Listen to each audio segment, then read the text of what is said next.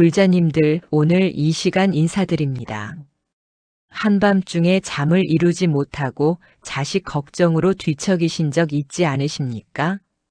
시험을 앞둔 자녀가 걱정되어 밤새 연부를 외우신 적은요?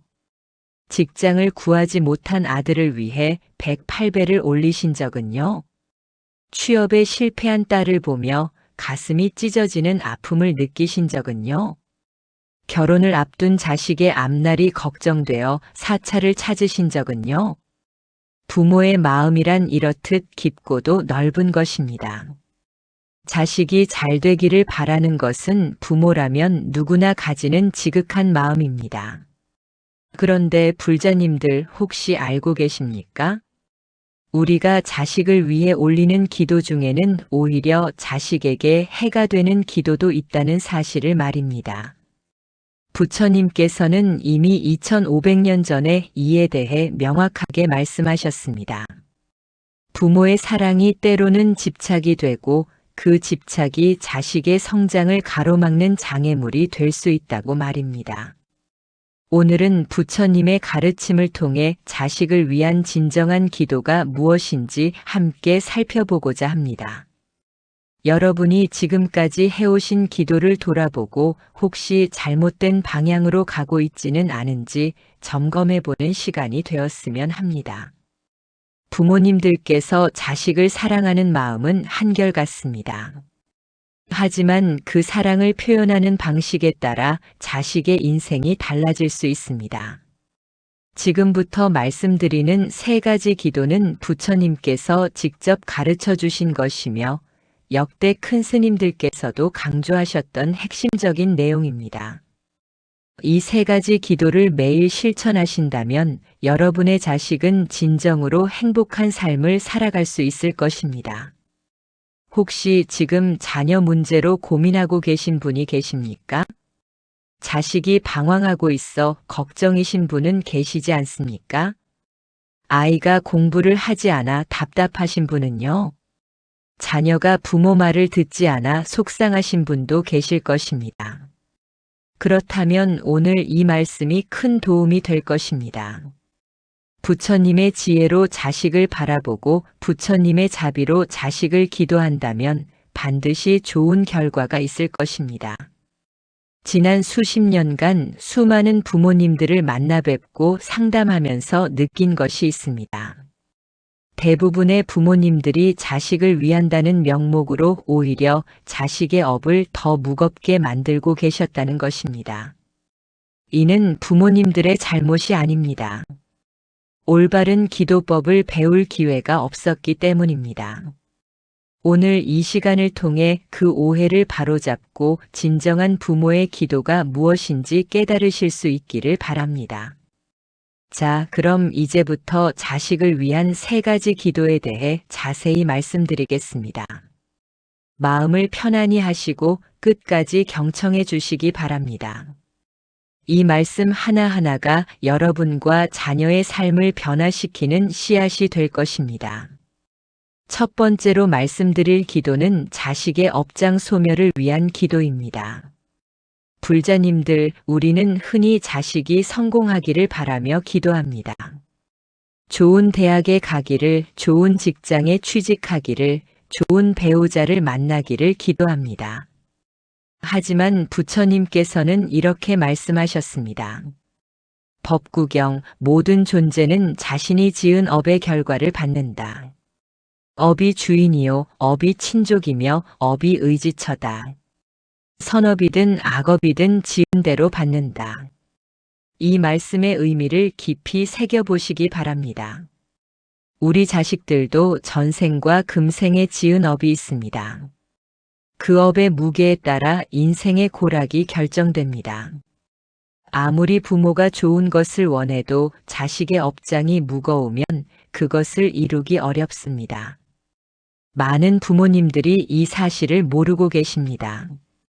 자식이 원하는 것을 이루지 못하면 더 열심히 빌고 더 많은 공양을 올리고 더 큰 불사에 참여합니다.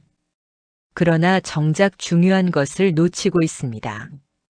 바로 자식의 업장을 소멸시키는 기도입니다. 옛날 어느 마을에 한 어머니가 살았습니다. 그 어머니에게는 아들이 하나 있었는데 아무리 공부를 시켜도 성적이 오르지 않았습니다.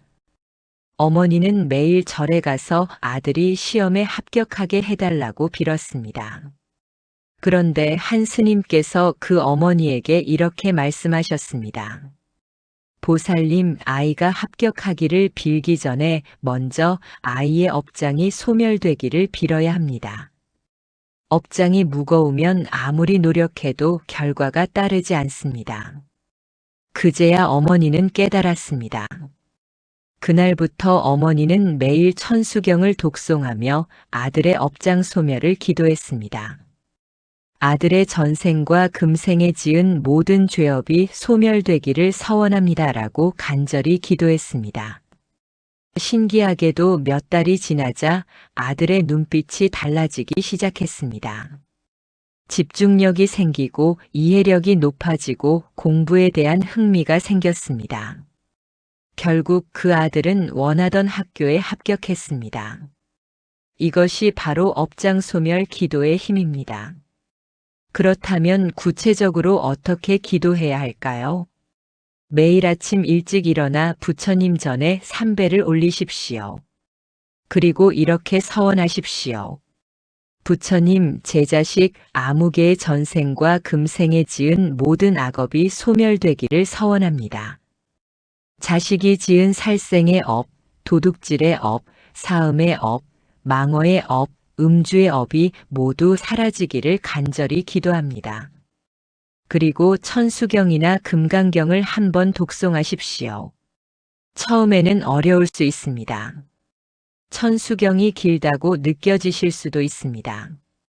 그럴 때는 반야심경이라도 좋습니다. 중요한 것은 매일 꾸준히 하는 것입니다.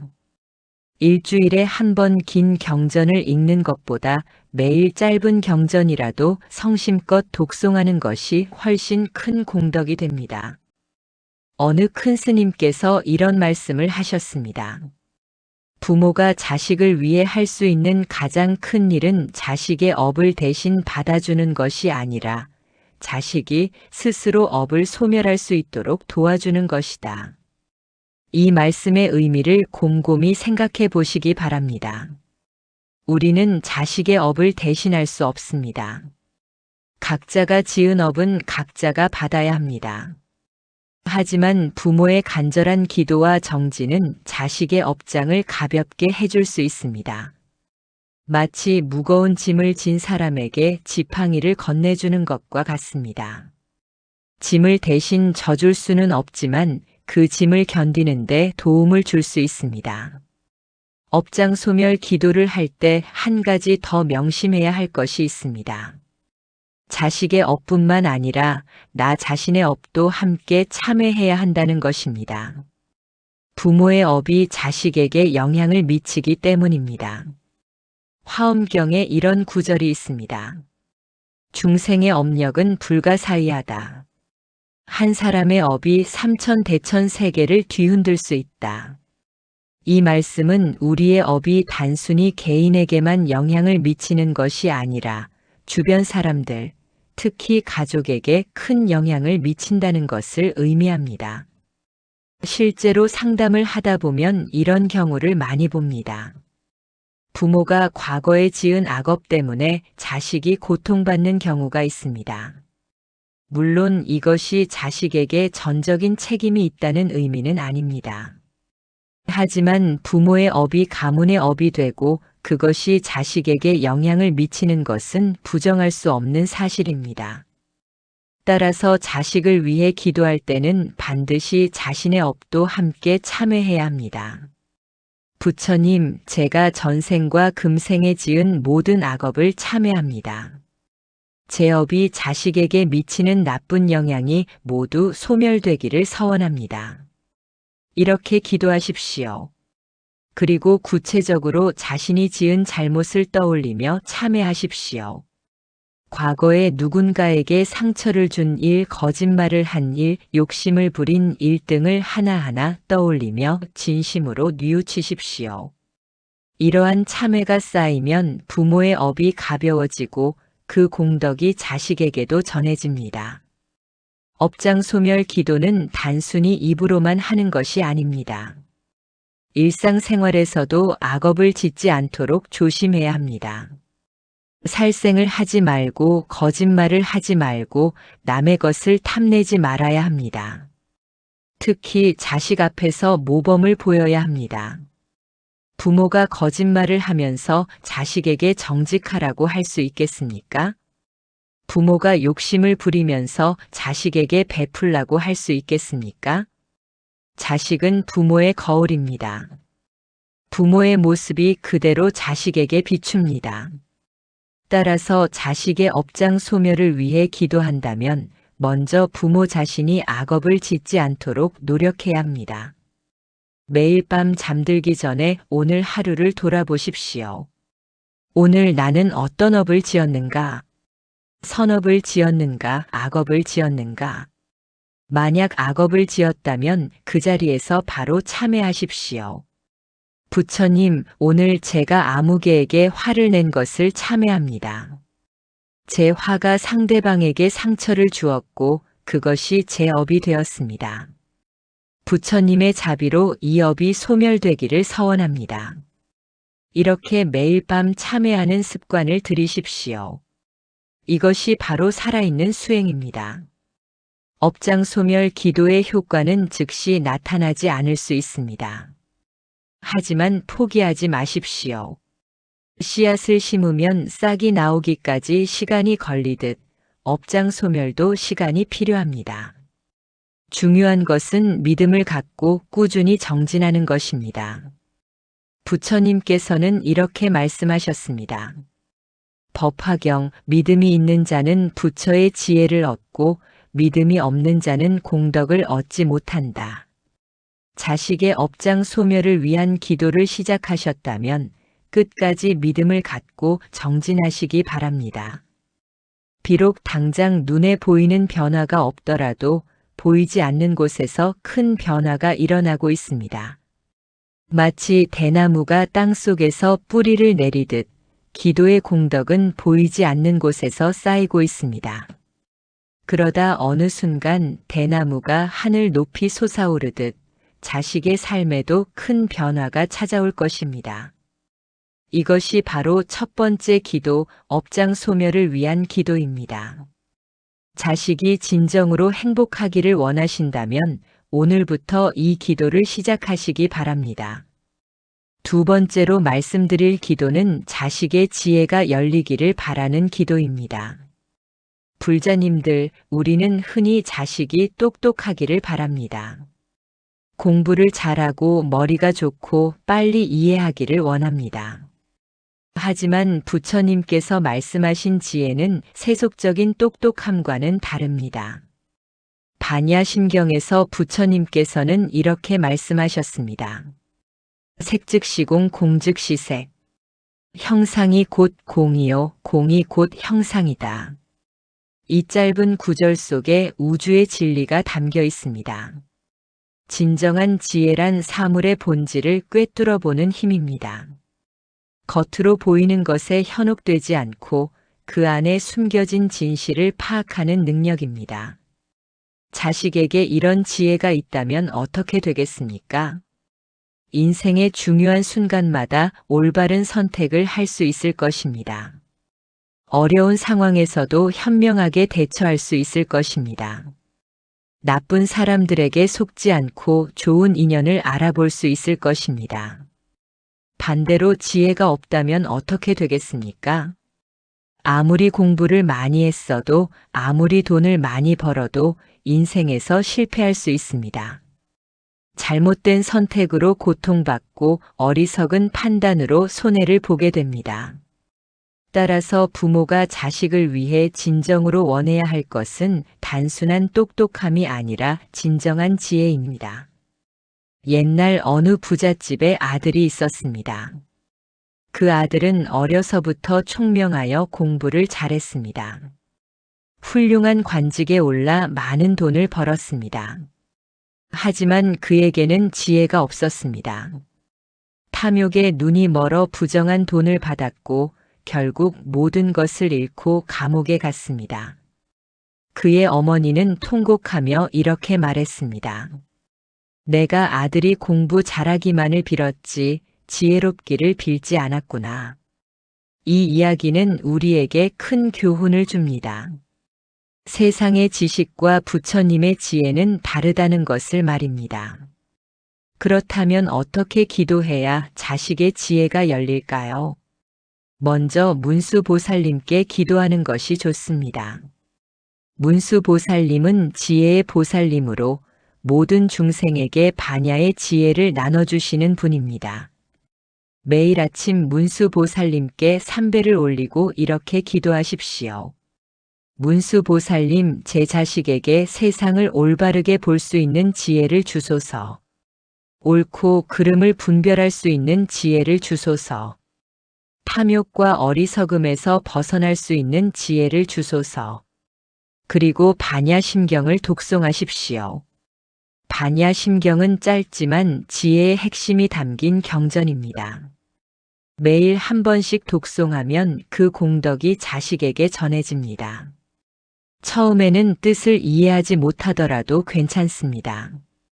소리내어 읽는 것만으로도 큰 공덕이 됩니다. 하지만 가능하다면 반야심경의 뜻을 공부하시기 바랍니다. 경전의 의미를 이해하고 독송하면 그 공덕이 배가 됩니다. 조주선사의 어록에 이런 이야기가 있습니다. 어느 날 한 스님이 조주선사에게 물었습니다. 어떻게 하면 지혜를 얻을 수 있습니까? 조주선사께서 대답하셨습니다. 아침밥은 먹었는가? 네, 먹었습니다. 그렇다면 그릇을 씻거라. 그 순간 그 스님은 깨달았습니다. 지혜는 멀리 있지 않다는 것을, 일상의 작은 일에서도 깨달음을 얻을 수 있다는 것을 말입니다. 이 이야기가 우리에게 주는 교훈은 명확합니다. 자식에게 지혜를 원한다면 먼저 부모가 일상에서 지혜롭게 살아야 한다는 것입니다. 아침에 일어나서 세수하는 것, 밥을 먹는 것, 설거지하는 것, 이 모든 것을 깨어있는 마음으로 해야 합니다. 그런 부모의 모습을 보고 자란 자식은 자연스럽게 지혜로워집니다. 반대로 부모가 늘 산만하고 어지럽게 살면 자식도 그렇게 됩니다. 지혜의 기도는 단순히 절에 가서 부처님께 비는 것으로 끝나지 않습니다. 집에서 부모가 어떻게 사는지가 더 중요합니다. 자식 앞에서 지혜로운 모습을 보여주십시오. 화가 날 때 참는 모습을 보여주십시오. 어려운 결정을 할 때 신중하게 고민하는 모습을 보여주십시오. 실수를 했을 때 솔직하게 인정하는 모습을 보여주십시오. 이런 모습들이 자식에게 살아있는 교육이 됩니다. 100마디 말보다 하나의 행동이 더 큰 가르침을 줍니다. 지혜를 위한 기도를 할 때 또 하나 중요한 것이 있습니다. 자식이 책을 가까이 하도록 환경을 만들어주는 것입니다. 특히 좋은 책을 읽게 하는 것이 중요합니다. 불교 서적은 물론이고 위인전, 철학책, 역사책 등을 가까이 두십시오. 어렸을 때부터 좋은 책을 접한 아이는 자연스럽게 지혜가 쌓입니다. 요즘 아이들은 스마트폰과 게임에 빠져 있습니다. 부모님들도 이것을 걱정하시지 않습니까? 그렇다면 부모가 먼저 책을 읽는 모습을 보여주십시오. 부모가 TV만 보면서 자식에게 책을 읽으라고 하면 듣지 않습니다. 하지만 부모가 매일 책을 읽는 모습을 보면 자식도 따라합니다. 특히 불교 경전을 읽는 모습을 보여주십시오. 금강경, 법화경, 화엄경 등을 소리내어 읽으십시오. 자식이 어려서 뜻을 이해하지 못하더라도 그 소리를 듣는 것만으로도 공덕이 됩니다. 경전의 파동이 아이의 의식에 스며듭니다. 나중에 커서 자연스럽게 부처님의 가르침에 관심을 갖게 됩니다. 어느 불자님이 이런 이야기를 하셨습니다. 저는 매일 아침 금강경을 독송했습니다. 아들이 어렸을 때부터 그 소리를 들으며 자랐습니다. 처음에는 관심이 없어 보였습니다. 하지만 중학생이 되자 아들이 스스로 금강경에 관심을 보이기 시작했습니다. 지금은 함께 경전을 공부합니다. 이것이 바로 지혜의 씨앗을 심는 것입니다. 당장 싹이 나오지 않아도 괜찮습니다. 언젠가 반드시 싹이 트고 자라날 것입니다. 지혜를 위한 기도는 또한 자식의 인연을 위한 기도이기도 합니다. 화엄경에 이런 구절이 있습니다. 선지식을 만나는 것은 천만 겹의 복이요, 악지식을 만나는 것은 천만 겹의 재앙이다. 자식이 좋은 스승을 만나고 좋은 친구를 사귀고 좋은 배우자를 만나기를 기도하십시오. 이것이 바로 지혜의 기도입니다. 아무리 지혜로운 사람이라도 나쁜 인연을 만나면 타락할 수 있습니다. 반대로 평범한 사람이라도 좋은 인연을 만나면 크게 성장할 수 있습니다. 따라서 자식을 위한 기도에는 반드시 인연에 대한 서원이 포함되어야 합니다. 부처님, 제 자식이 선지식을 만나게 해주소서. 바른 길로 인도해줄 스승을 만나게 해주소서. 서로 돕고 격려하는 친구들을 만나게 해주소서. 이렇게 기도하십시오. 그리고 부모 자신도 자식에게 좋은 인연이 되어야 합니다. 자식의 첫 번째 스승은 부모입니다. 부모가 어떤 말을 하고 어떤 행동을 하는지에 따라 자식의 인생이 결정됩니다. 따라서 항상 조심하고 또 조심해야 합니다. 자식 앞에서 함부로 말하지 마십시오. 자식 앞에서 남을 비방하지 마십시오. 자식 앞에서 욕심을 드러내지 마십시오. 대신 자비를 보여주고 지혜를 보여주고 인내를 보여주십시오. 그러면 자식도 자연스럽게 그렇게 됩니다. 지혜를 위한 기도를 할 때 또 하나 명심할 것이 있습니다. 자식이 세상의 성공만을 추구하지 않도록 기도하는 것입니다. 요즘 세상은 돈과 명예를 최고의 가치로 여깁니다. 하지만 부처님께서는 이것들이 모두 무상하다고 말씀하셨습니다. 법구경, 건강이 최고의 이익이요, 만족이 최고의 재산이며, 신뢰가 최고의 친구이고, 열반이 최고의 행복이다. 이 말씀을 깊이 새기십시오. 자식이 진정으로 행복하기를 원한다면 세상의 성공보다 내면의 평화를 추구하도록 기도해야 합니다. 물론 현실에서 살아가려면 어느 정도의 물질적 기반은 필요합니다. 하지만 그것이 전부는 아닙니다. 자식에게 진정한 행복은 마음의 평화에서 온다는 것을 가르쳐야 합니다. 이를 위해서는 부모가 먼저 그렇게 살아야 합니다. 돈에 집착하지 않고 명예에 집착하지 않는 모습을 보여주어야 합니다. 물론 쉽지 않습니다. 우리도 이 세상에 살고 있기 때문에 욕심이 생깁니다. 하지만 최소한 자식 앞에서만큼은 그런 욕심을 드러내지 않도록 노력하십시오. 이것이 자식을 위한 진정한 사랑입니다. 두 번째 기도, 지혜를 위한 기도는 이렇게 다양한 측면을 포함합니다. 단순히 공부 잘하기를 비는 것이 아니라 진정한 지혜를 갖춘 사람이 되기를 기도하는 것입니다. 세 번째로 말씀드릴 기도는 자식이 자비심을 갖기를 바라는 기도입니다.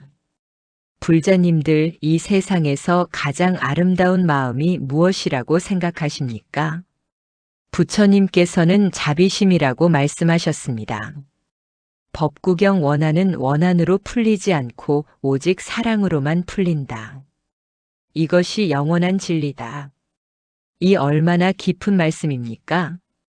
우리가 살아가면서 겪는 모든 갈등과 고통은 결국 자비의 부족에서 옵니다. 자기만 생각하고 남을 배려하지 않기 때문에 문제가 생깁니다. 만약 모든 사람이 자비심을 가진다면 이 세상은 극락정토가 될 것입니다. 따라서 부모가 자식을 위해 기도할 때 반드시 포함해야 할 것이 자비심입니다. 자식이 남의 아픔을 이해하고 어려운 사람을 도우며 모든 생명을 존중하는 사람이 되기를 기도해야 합니다. 요즘 세상을 보면 가슴이 아픕니다. 아이들이 너무 이기적으로 자랍니다. 자기만 생각하고 남은 배려하지 않습니다. 학교에서 친구를 괴롭히고 부모에게 함부로 대하고 동물을 학대합니다. 왜 이렇게 되었을까요? 자비심 교육이 부족하기 때문입니다. 옛날 어느 마을에 한 아이가 살았습니다. 그 아이는 총명하고 똑똑했지만 마음이 차가웠습니다. 길에서 다친 강아지를 보고도 그냥 지나쳤습니다. 가난한 사람을 보고도 무시했습니다. 어머니가 이것을 걱정하여 관음보살님께 기도했습니다. 관음보살님, 제 아이의 마음을 녹여주소서. 남의 아픔을 느낄 수 있는 따뜻한 마음을 주소서. 매일 천수경을 외우며 간절히 기도했습니다. 그러던 어느 날 아이가 학교에서 돌아오는 길에 다친 새끼 고양이를 발견했습니다. 이상하게도 그날은 그 고양이가 눈에 밟혔습니다. 아이는 고양이를 집으로 데려와 치료해 주었습니다. 그때부터 아이의 마음이 변하기 시작했습니다. 고양이를 돌보면서 생명의 소중함을 깨달았습니다. 다른 사람의 아픔에도 관심을 갖게 되었습니다. 어머니의 기도가 응답된 것입니다. 이것이 바로 자비심의 씨앗이 싹 트는 순간입니다. 그렇다면 어떻게 기도해야 자식에게 자비심이 생길까요? 먼저 관세음보살님께 기도하십시오. 관세음보살님은 자비의 화신이십니다. 중생의 모든 고통을 듣고 구해주시는 분입니다. 매일 관세음보살님께 삼배를 올리고 이렇게 기도하십시오. 관세음보살님, 제 자식의 마음을 자비로 가득 채워주소서. 남의 아픔을 내 아픔처럼 느낄 수 있는 마음을 주소서. 모든 생명을 사랑하는 마음을 주소서. 그리고 천수경을 독송하십시오. 천수경에는 관세음보살님의 무량한 자비가 담겨 있습니다. 매일 한 번씩 독송하면 그 자비의 파동이 자식에게 전해집니다. 하지만 기도만으로는 부족합니다. 부모가 직접 자비를 실천하는 모습을 보여주어야 합니다. 말로만 남을 도와라고 하면서 정작 자신은 그렇게 살지 않는다면 자식이 따라하겠습니까? 자식 앞에서 보시를 실천하십시오. 절에 갈 때 자식을 데리고 가서 함께 공양을 올리십시오. 길에서 어려운 사람을 보면 도와주는 모습을 보여주십시오. 동물을 사랑하고 보호하는 모습을 보여주십시오. 이런 작은 실천들이 모여 자식의 마음에 자비의 씨앗을 심습니다. 부처님께서 전생에 보살로 계실 때의 이야기가 있습니다. 어느 날 부처님께서는 굶주린 호랑이 가족을 만났습니다. 어미 호랑이는 새끼들을 먹여 살리기 위해 필사적이었습니다.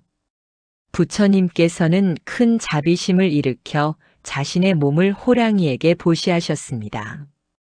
이것이 바로 사신보시의 본보기입니다. 물론 우리가 부처님처럼 자신의 목숨을 내놓을 필요는 없습니다. 하지만 작은 것이라도 나누는 마음을 가져야 합니다. 자식에게도 이런 이야기를 들려주십시오. 부처님의 전생 이야기, 보살들의 자비 이야기를 들려주십시오. 어렸을 때부터 이런 이야기를 들으면 자연스럽게 자비심이 자랍니다. 요즘 아이들에게 필요한 것이 바로 이런 이야기입니다. 폭력적인 게임이나 만화 대신 부처님의 이야기를 들려주십시오. 처음에는 재미없어 할 수도 있습니다.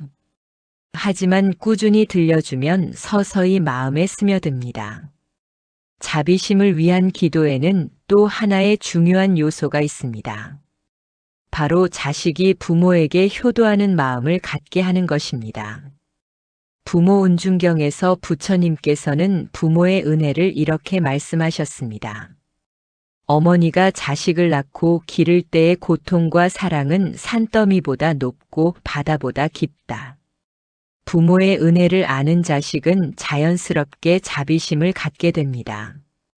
부모를 공경하는 마음이 다른 사람을 존중하는 마음으로 확장되기 때문입니다. 따라서 자식이 효도하는 마음을 갖도록 기도하십시오. 부처님, 제 자식이 부모의 은혜를 깨닫게 해주소서. 감사하는 마음을 갖게 해주소서. 하지만 여기서 주의할 점이 있습니다. 효도를 강요해서는 안 됩니다. 내가 너를 이렇게 키웠는데 이것도 못 해주니? 하는 식으로 말하면 오히려 역효과가 납니다. 대신 은혜를 자연스럽게 느낄 수 있도록 해야 합니다. 어렸을 때 찍은 사진을 함께 보면서 이야기를 나누십시오. 내가 태어났을 때 엄마 아빠가 얼마나 기뻤는지 아니? 내가 아팠을 때 엄마가 밤새 간호했단다. 이런 이야기를 들으면 자식은 자연스럽게 부모의 사랑을 느낍니다. 그리고 감사하는 마음이 생깁니다. 이것이 바로 자비심의 시작입니다. 자비심을 기르는 또 다른 방법은 자식과 함께 봉사활동을 하는 것입니다. 요양원을 방문하거나 불우이웃을 돕거나 유기동물 보호소에서 봉사하십시오. 직접 경험하는 것이 100마디 말보다 효과적입니다.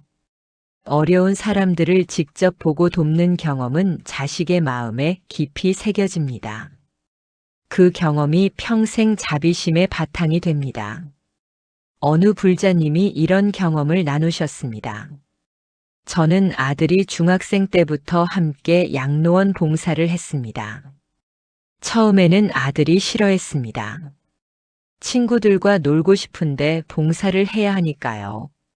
하지만 몇 번 가다 보니 할아버지 할머니들과 정이 들었습니다. 지금은 대학생이 된 아들이 스스로 봉사활동을 찾아서 합니다. 이것이 바로 살아있는 교육입니다. 부모가 길을 열어주고 자식이 그 길을 따라가다 보면 자연스럽게 자비심이 자랍니다. 자비심을 위한 기도를 할 때 마지막으로 명심해야 할 것이 있습니다. 자식에게 모든 생명을 존중하는 마음을 심어주는 것입니다. 부처님께서는 모든 생명이 평등하다고 말씀하셨습니다. 사람뿐만 아니라 동물, 식물, 모든 존재가 소중합니다. 자식이 작은 벌레도 함부로 죽이지 않고 꽃 한 송이도 소중히 여기는 마음을 갖도록 기도하십시오. 집에서 동물을 키우는 것도 좋은 방법입니다. 동물을 돌보면서 생명의 소중함을 배웁니다. 책임감도 기르고 자비심도 키울 수 있습니다. 세 번째 기도, 자비심을 위한 기도는 이렇게 중요하고도 깊은 의미를 담고 있습니다. 자식이 진정으로 행복한 삶을 살기를 원한다면 반드시 자비심을 갖도록 기도하고 교육해야 합니다. 불자님들, 지금까지 자식을 위한 3가지 기도에 대해 말씀드렸습니다. 첫째는 업장 소멸을 위한 기도, 둘째는 지혜를 위한 기도, 셋째는 자비심을 위한 기도였습니다. 이 3가지 기도는 서로 연결되어 있습니다. 업장이 소멸되면 지혜가 열리고 지혜가 열리면 자비심이 생깁니다. 그리고 자비심이 있으면 다시 업장이 소멸됩니다. 이것이 바로 선순환입니다. 부모가 이 3가지를 위해 매일 기도하고 실천한다면 자식은 반드시 좋은 방향으로 성장할 것입니다. 물론 당장 눈에 보이는 변화가 없을 수도 있습니다. 하지만 포기하지 마십시오. 부처님께서는 이렇게 말씀하셨습니다. 법구경 물방울이 모여 큰 바다를 이루듯 작은 선행이 모여 큰 공덕을 이룬다. 매일 조금씩이라도 기도하고 실천하십시오. 그 작은 노력들이 모여 결국 큰 변화를 만들어냅니다. 자식을 위한 기도는 단순히 소원을 비는 것이 아닙니다. 부모 자신이 먼저 변화하고 그 변화가 자식에게 전해지는 것입니다. 부모가 업장을 소멸하려 노력하면 자식의 업장도 가벼워집니다. 부모가 지혜롭게 살면 자식도 지혜를 배웁니다. 부모가 자비를 실천하면 자식도 자비로워집니다. 결국 자식을 위한 최고의 기도는 부모 자신이 부처님의 가르침대로 사는 것입니다. 말로만 기도하는 것이 아니라 삶으로 보여주는 것입니다. 이것이 진정한 불자의 삶이며 진정한 부모의 사랑입니다. 오늘 이 말씀이 여러분께 작은 도움이라도 되었기를 바랍니다. 오늘부터라도 이 3가지 기도를 시작하시기 바랍니다.